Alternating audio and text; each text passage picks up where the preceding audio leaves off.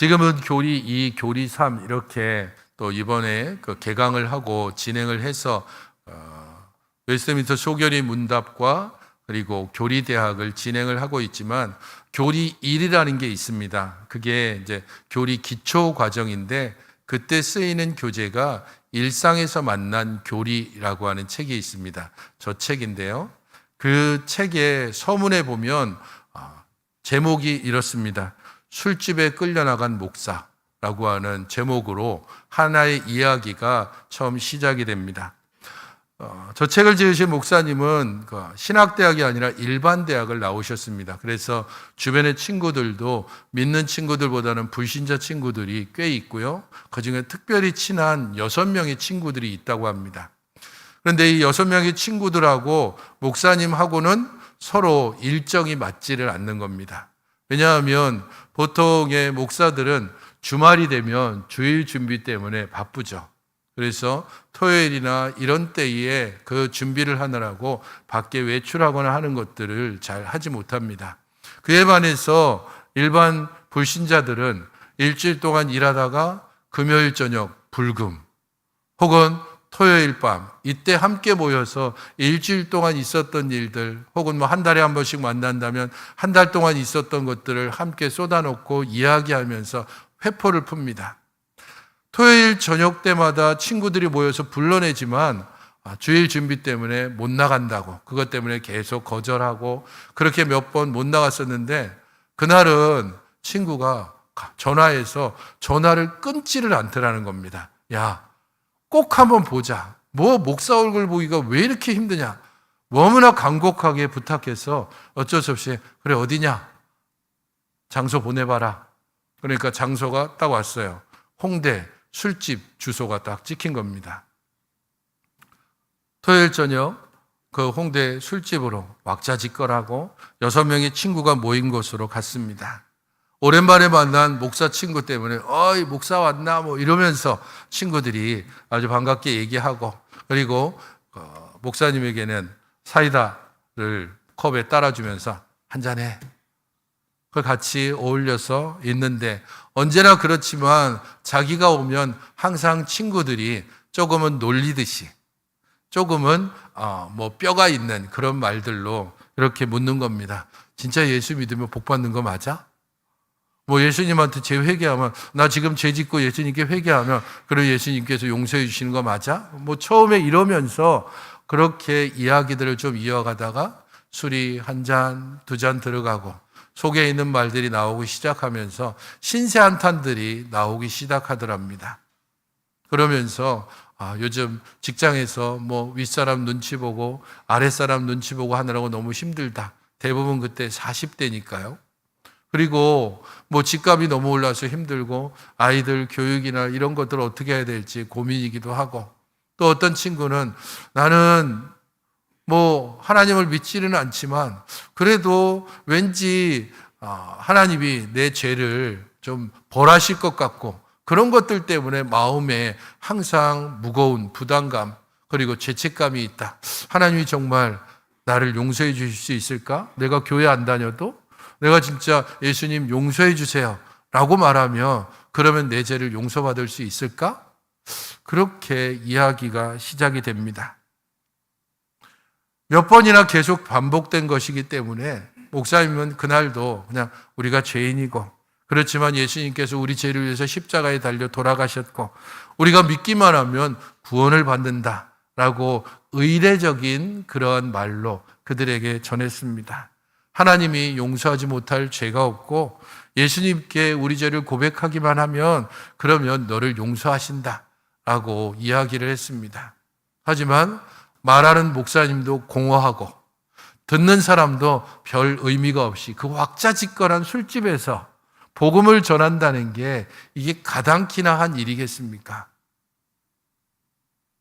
공허한 말로 그렇게 하다가 그날만큼은 왠지 그래도 이 친구들에게 뭔가 좀 분명하게 오늘은 좀 전해야 되겠다라는 마음이 들어서 그 친구들에게 이렇게 말했답니다. 야, 내가 이제부터 문제 하나를 낼 테니까 니들 한번 맞으면 O, 틀리면 X 한번 이렇게 대답해봐. 회개하면 예수님이 너를 용서하신다. 맞나 틀리나? 여러분들은 어떻습니까? 회개하면 예수님이 용서해 주신다. 맞습니까? 틀립니까? 맞죠. 야, 맞잖아. 회개하면 용서해 주신다고 네가 얘기했잖아. 근데 그걸 맞냐 틀리냐고 얘기하다니. 그게 진짜 뭔 소리를 하는 거야. 뭐 친구들이 실실 그렇게 얘기하는데, 근데 잘 생각해봐. 너희들이 예수님 지금 안 믿잖아. 그래서 교회도 안 다니잖아. 그런데 지금 너희들이 나한테 뭐라고 얘기하고 있어? 내가 회개하면 예수님이 용서해 주시나? 라고 그렇게 물었잖아. 그리고 나는 예수님께 회개하면 용서해 주신다 라고 얘기했어. 이게 가능할까? 회개하면 예수님께서 용서해 주시는 것 맞다. 그렇지만 회개했기 때문에 예수님께서 용서해 주시는 게 아니다. 가령 너희들은 지금 아직 회개하지 않았지만 예수님께서는 이미 우리 죄를 위해서 십자가에 달려 돌아가셨다는 겁니다. 너희들이 회개하지도 않았고 너희들이 예수님께 죄를 구하지도 않았음에도 불구하고 예수님은 이미 십자가에 달려 돌아가셨다. 회개가 먼저냐? 용서가 먼저냐? 순서적으로 예수님의 용서가 먼저입니다. 예수님께서 우리 죄를 위해서 이미 십자가에 달려 돌아가셨기 때문에 회개가 조건이 돼서 우리를 용서하시는 것이 아니라 이미 용서하셨고 회개는 그것을 깨닫는 것입니다. 그것을 인정하는 것입니다. 너희들이 지금 회개하면 용서해 주나라고 묻고 있지만 이미 예수님은 너희를 용서하셨어. 너희들이 깨닫지 못할 뿐이고 인정하지 않을 뿐이야. 아, 나도 그래도 주일학교도 다녔고 중고등부 때 나 회장도 했고 그거 아무 소용없어. 너희들이 무엇인가를 한 것 때문에 그것 때문에 예수님이 용서해 주시는 것이 아니고 이미 용서하셨어. 너희들이 그것을 인정하지 않을 뿐이야. 순간 정적이 그 6명의 친구들에게 흘렀고 아무 말도 못하고 술잔을 기울이는 사람도 없고 그 글의 쓰기를 목사님이 이렇게 쓰고 있습니다.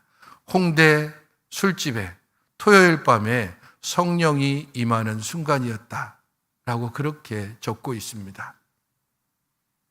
내가 회개하면 용서해 주시는 것으로 생각했는데 이미 용서하셨습니다. 우리가 그것을 알지 못할 뿐입니다. 하나님의 넉넉한 은혜, 그 은혜를 우리가 깨닫지 못하기 때문에 불평하고 불만하고 원망하고 그리고 우리들의 형편과 상황 때문에 이리저리 헤매며 길을 찾지 못하고 있을 뿐입니다. 불의한 세상 속에서 어떻게 하나님의 은혜가 그리고 하나님의 역사가 지속될 수 있는가? 유일한 답이 있다면 하나님께서 그의 작정하신 대로 이 땅을 은혜로 다스리기 때문입니다. 우리가 지난주에 살펴본 대로 요나의 순종은 절반의 순종이었습니다. 그럼에도 불구하고 하나님의 뜻, 곧 니느웨 백성들이 회개하는 일들은 오늘 보는 본문에서 보는 것처럼 니느웨 백성들의 그 회개는 이루어졌고 하나님은 니느웨에 내리기로 한 재앙을 돌이키셨습니다. 요나는 절반의 순종을 했지만 하나님의 넉넉한 은혜는 니느웨 백성들을 살리기에 충분했습니다. 세상이 아무리 악하게 돌아가도 세상이 아무리 우리가 이해할 수 없는 일들로 가득한다 할지라도 내 개인적으로나 공동체적으로나 수많은 어쩔 수 없고 혹은 답답한 일들이 일어난다 할지라도 하나님께서 이 역사를 주관하시고 하나님의 은혜가 이 역사를 움직여 가시는 한 결국에는 하나님의 선한 뜻이 이 땅 가운데 드러날 것이고 그 하나님의 선한 뜻으로 말미암아 온 땅은 하나님의 하나님 되심을 분명하게 목격하게 될 것입니다. 성도 여러분, 지난주에 3절, 4절을 우리가 보면서 요나의 순종이 절반의 순종이라고 분명히 말씀드렸습니다. 요나의 순종이 절반의 순종인 이유는 두 가지입니다. 하나는 요나가 그 성읍에 들어가서 하룻길 동안 외쳤다라고 기록하고 있습니다. 하지만 분명히 그 앞에 니느웨는 큰 성읍이고 사흘길을 다녀야 한다라고 했는데 요나는 일부러 하루 동안만 다니면서 복음을 전했습니다. 절반의 순종입니다. 또 다른 증거가 하나 있는데 그것은 40일이 지나면 니느웨가 무너질 것이다 라고 외친 내용입니다. 하지만 이것도 바르지 않습니다. 왜냐하면 하나님께서 요나에게 외치라 라고 했을 때 그것은 심판만 외치라고 한 것이 아니라 회개를 함께 외쳐야 하기 때문입니다. 4장 2절에서 요나가 기도하고 있던 것처럼 이미 요나는 하나님이 왜 자신을 니느웨로 보내는지를 알았습니다.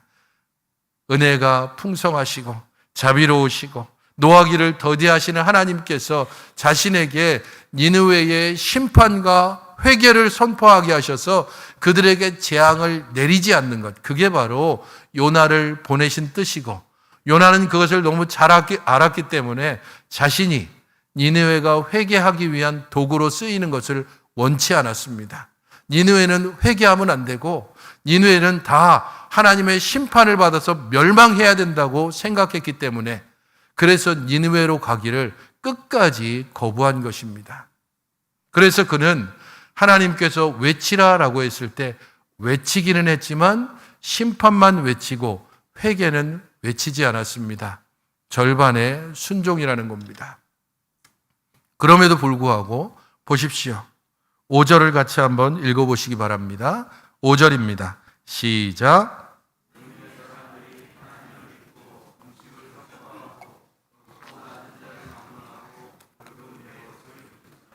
니느웨 백성들이 금식을 선포하고 그리고 굵은 베옷을 입고 그리고 하나님을 믿었다라고 얘기하고 있습니다. 6절부터 9절까지는 니느웨 왕이 보다 구체적이고 실질적으로 회개하고 돌이켜야 될 내용에 대해서 이야기하고 있습니다. 6절부터 9절까지 니느웨 왕이 말하는 내용은 이렇습니다. 사람이나 짐승이나 소떼나 양떼나 모두 먹지 말고 물도 마시지 말라. 완전한 금식입니다. 또 사람이든 짐승이든 굵은 베옷을 입고 하나님께 부르짖으라. 조금 과장된 면도 있을 수 있다고 봅니다. 왜냐하면 사람이 베옷을 입는 것까지는 이해하겠는데 모든 짐승에게도 굵은 베옷을 입으라. 그 정도로 자신들이 회개한다는 것을 분명히 보여주기 원했습니다.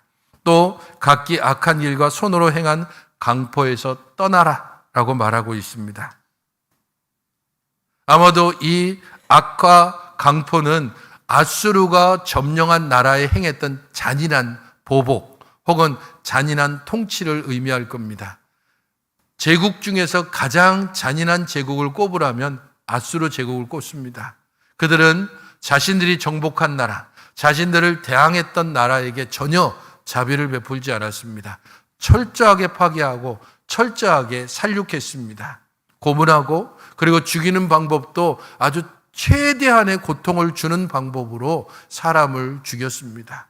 그렇게 행했던 모든 악독들을 돌이키겠다라고 선언하고 있습니다. 제일 당황한 것은 누굴까요? 이런 백성들과 니느웨 왕의 금식 선포와 회개 앞에서 제일 당황한 건 누굴까요? 심판을 외친 요나입니다. 이건 아닌데. 내가 원한 건 이게 아니었는데.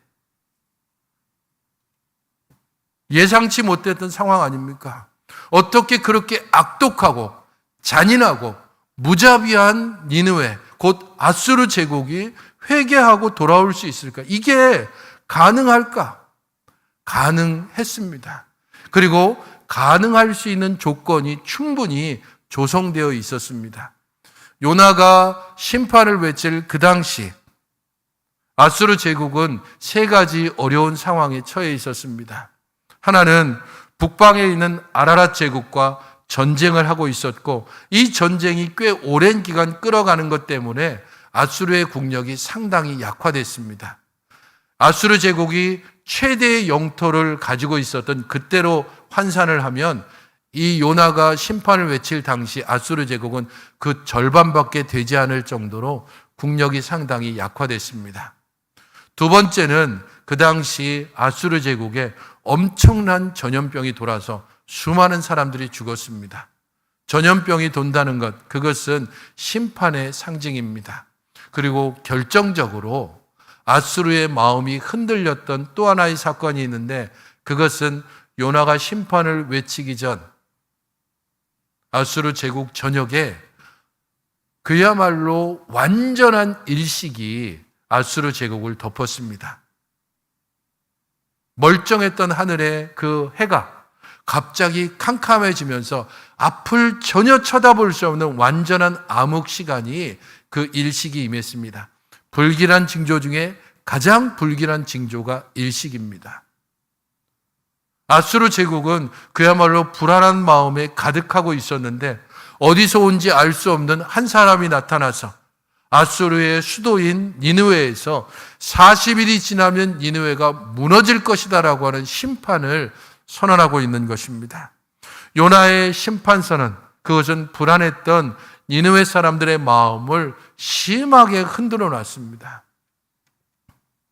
이 특별한 상황, 그리고 불안한 그들의 마음을 이 심판의 메시지가 완전히 직격탄을 날린 겁니다.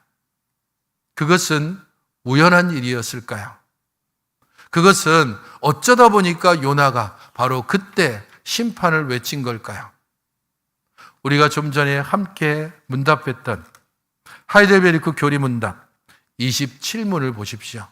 주보 안쪽에 있는 27문을 보시면, 섭리란 하나님께서 항상 지니고 계신 전능하신 능력으로서 하나님께서는 그것으로 하늘과 땅과 모든 만물을 붙드시고 다스리십니다. 따라서 꽃잎과 풀잎, 비와 가뭄, 풍년과 흉년, 양식과 음료, 건강과 질병, 번영과 궁핍, 이 모든 것들이 사실상 우연히 다가오는 것이 아니라 그의 자애로운 손길로부터 오는 것입니다. 28문에서도 창조와 섭리를 통해서 얻는 유익에 대해서 이야기하면서 뒷부분에 만물이 온전히 그의 것이며 그의 뜻이 아니고서는 아무것도 움직이거나 움직여지지 않습니다. 마침 그때에 하나님께서 온 땅을 역사하시고 아수르 제국을 역사하시는 가운데 그들에게 그 심판의 메시지가 가장 잘 들릴 시간에 요나를 보내셨습니다. 그들이 그 불안한 마음을 분명히 흔들어 하나님의 심판의 메시지를 받아들일 준비가 되어 있는 그들에게 요나를 보내신 것입니다. 우연이 아니라 자애로운 손길로 아수르가 회개하게 했습니다. 무엇을 위해서 그렇게 하셨습니까? 유일한 답은 오직 하나밖에 없습니다. 그의 자녀들을 위해서, 그의 백성들을 위해서입니다. 하나님의 섭리의 손길은 오직 한 가지 목적밖에 없습니다. 이 땅을 사는, 이 세상을 살아가고 있는 모든 주의 자녀들을 보호하고 양육하고 다스리고 인도하기 위해서 하나님은 성도들을 움직이기도 하시고 불신자들을 움직이기도 하시고 때로는 제국을 움직이기도 하셔서 그의 백성들을 보호하고 양육해 가십니다. 왜냐하면 결국 이스라엘은 이 아수르에 의해서 망하게 됩니다. 점령당하게 되는 것입니다. 요나가 심판을 선언했던 바로 그로부터 얼마 지나지 않아 결국은 북이스라엘은 아수르에 의해 멸망당할 때에, 그때에 이전에 다른 나라와 달리 자신들에게 회개의 기회를 선포했던 요나의 나라, 그 이스라엘에 조금의 자비, 조금의 긍휼을 베풀 수 있는 그러한 틈새를 마련하기 위해서 하나님께서 요나를 보내셨다고 볼 수 있습니다. 성도 여러분, 이 땅이 돌아가는 모든 상황들, 그리고 나의 모든 둘러싼 여러 여건과 형편들, 그 모든 것들을 선하신 하나님, 전지전능하신 하나님께서 다스리고 계십니다. 우리는 한 치 앞도 볼 수 없지만 하나님은 영원부터 영원까지 보시고 우리의 지혜는 먼지 한 톨만큼도 이르지 못하지만 하나님의 전능하심과 지혜는 온 땅과 우주 만물을 한치도 흔들림 없이 다스리고 움직여 가십니다. 그 하나님의 모든 지혜가, 그 능력이 그의 백성들에게 쏟아지는 손길, 그게 바로 하나님의 섭리입니다. 우리를 위해서, 우리를 보호하시기 위해서 하나님께서 그렇게 온 땅을 움직여 가십니다.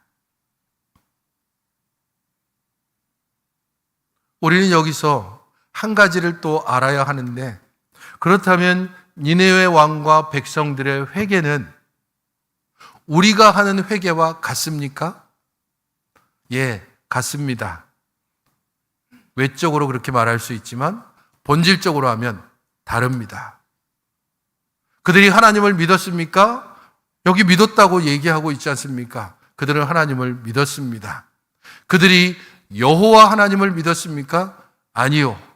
그들은 여호와 하나님을 믿은 것이 아닙니다.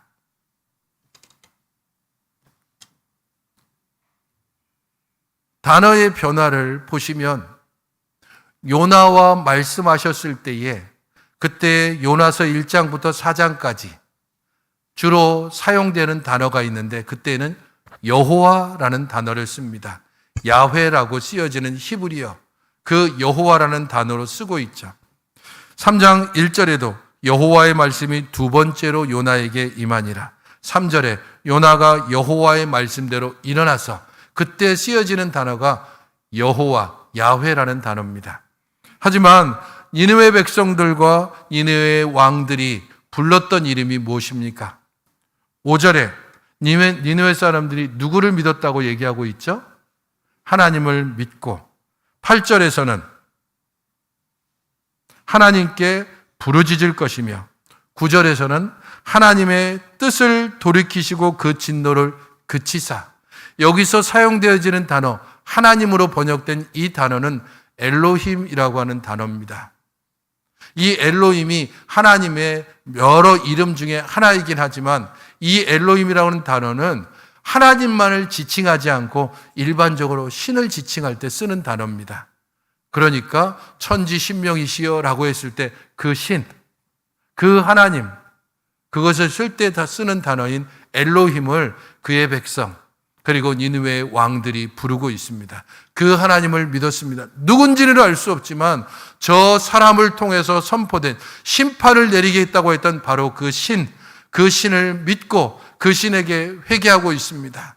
하나님을 믿긴 했지만 이스라엘과 언약을 맺으시고 끝내 이스라엘을 구원하실, 자기 자녀들을 구원하시는 언약의 하나님, 그 하나님을 니느웨 백성들이 믿은 것으로 볼 수는 없습니다.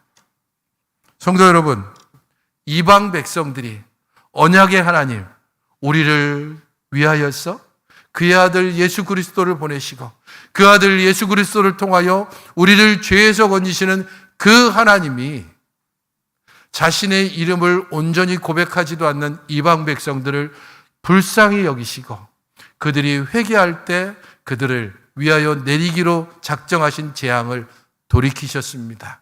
하물며 그의 백성들이 하나님께 회개한다면, 그의 자녀들이 하나님께 부르짖으며 나아온다면 하나님께서 풍성하고 놀라운 은혜로 베풀지 않겠습니까? 이방 백성들도 회개한다라고 했을 때 그들을 살리시는 하나님께서 그의 백성들이 부르짖고 하나님께 도움을 요청하고 우리 하나님께 손들며 나올 때에 넉넉하고 풍성한 은혜로 그들에게 베풀어 주시는 분, 그분이 바로 선하신 우리 여호와 하나님, 우리의 아버지십니다.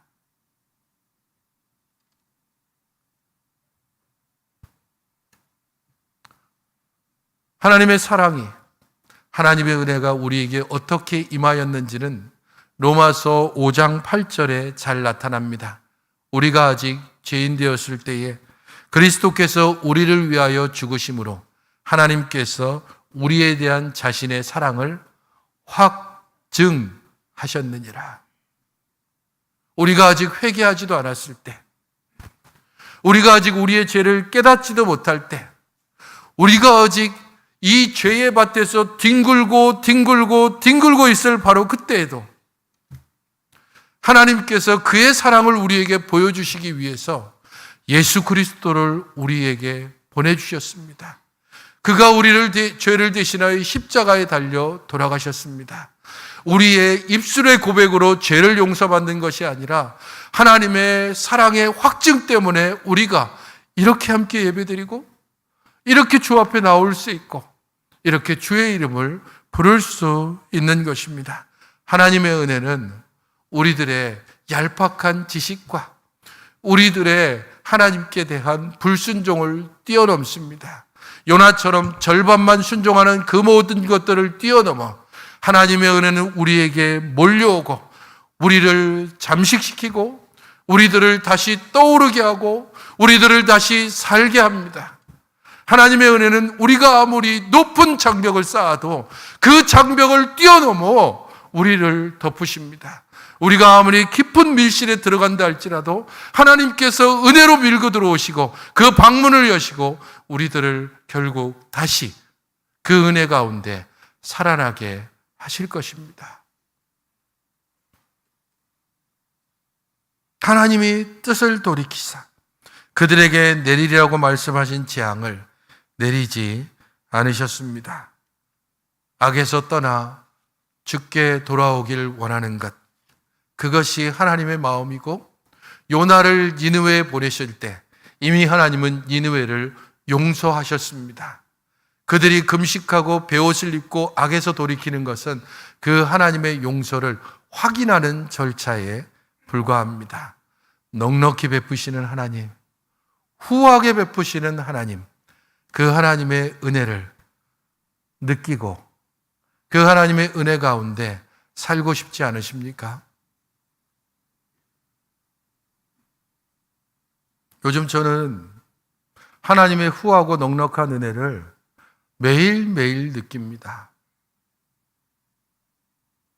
그 하나님의 은혜를 느끼는 순간들은 제 건강을 체크할 때입니다. 결혼 전에 저에게 소원이 하나 있었다면 하나님께 기도할 때 제가 이렇게 기도했습니다. 하나님, 제발 저를 70kg를 좀 넘게 해주세요.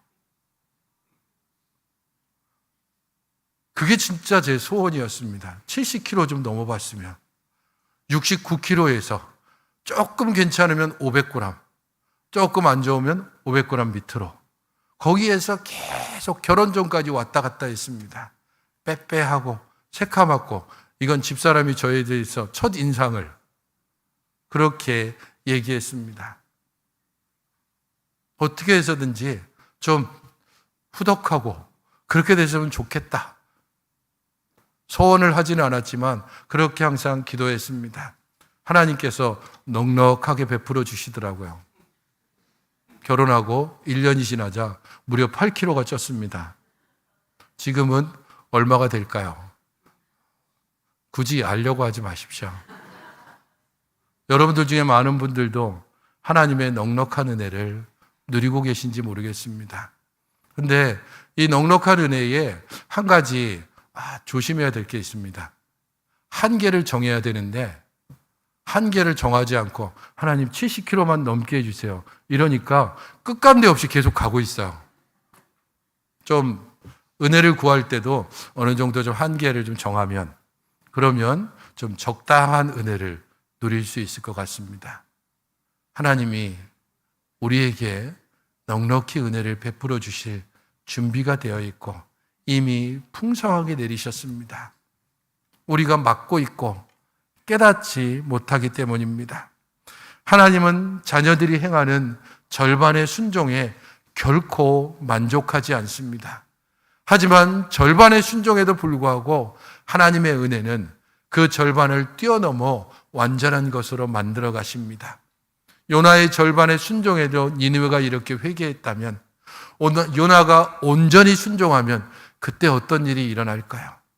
우리 주의 백성들이 하나님의 자녀들이 그냥 억지로 사는 삶이 아니라 기쁘고 즐겁게 하나님의 뜻과 명령에 온전히 순종한다면 이 땅에 어떤 일이 과연 일어날까요?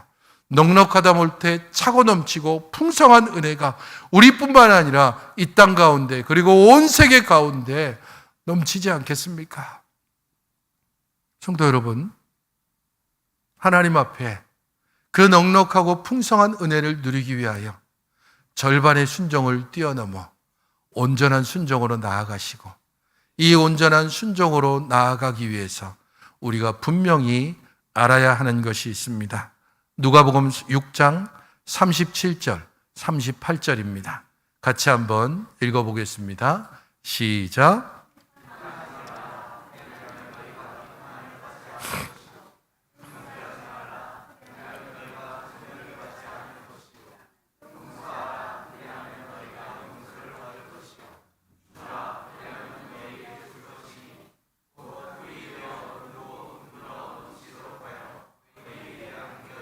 하나님의 풍성하고 넉넉한 은혜를 받기 위해서 분명히 알아야 할 것이 있습니다. 비판하지 말라. 비판하는 마음에 하나님의 은혜가 자리 잡을 곳이 없습니다. 정죄하지 말라. 타인을 정죄하고 손가락하며 자기 자신의 의로움을 나타내는 그 사람에게 하나님의 은혜가 뿌리 내릴 수가 없습니다. 용서하지 않는 마음, 그 마음에 하나님의 은혜가 온전히 꽃피울 수가 없습니다. 주라라고 말씀하십니다. 용서해야 되고 내려놔야 되고 포기해야 되고, 그리고 우리들의 고집을 꺾어야 합니다. 우리가 분명히 지켜야 될 믿음 생활에서의 이것만큼은 꼭 지켜야 된다고 하는 그런 진리에 대한 것은 분명히 알아야 되지만, 그 외의 것들을 내려놓고 넉넉하고 풍성하고 끌어안고 관용하고 인내할 때, 그때에 하나님께서 어떻게 하시겠다고 말씀합니다. 너희에게 줄 것이니 후히 되어서 누르고 흔들어 넘치도록 하나님께서 베풀어 주실 것입니다. 이 하나님의 은혜를 누리기 위하여 내려놓고 포기하고 은혜를 너무 당연한 것처럼 여기지 않고, 우리 하나님의 은혜를 매일매일의 삶 가운데서 마음으로 그리고 일상 가운데서 느끼며 그 은혜 가운데 살기를 힘쓰는 여러분들이 되시기를 주님의 이름으로 축원드립니다. 기도하시겠습니다. 주 하나님 아버지, 저희들을 주의 은혜와 말씀 가운데 온전히 붙들어 주시옵시고, 이 은혜의 풍성함 가운데 날마다 살아가게 하여 주시옵소서. 연약한 저희들을 주께서 은혜 가운데 붙드시고 인도해 주셨사오니, 하나님이 베푸시는 이 은혜를 당연한 것으로 여기기보다 너무도 감사하게 여기며 이 은혜 가운데 더욱 거하기 위하여 내려놓고 포기하고 고집을 꺾고 우리 하나님 앞에서 하나님의 말씀과 명령을 따라 온전한 순종으로 나아가게 하여 주시옵소서. 예수 그리스도의 이름으로 기도하옵나이다. 아멘.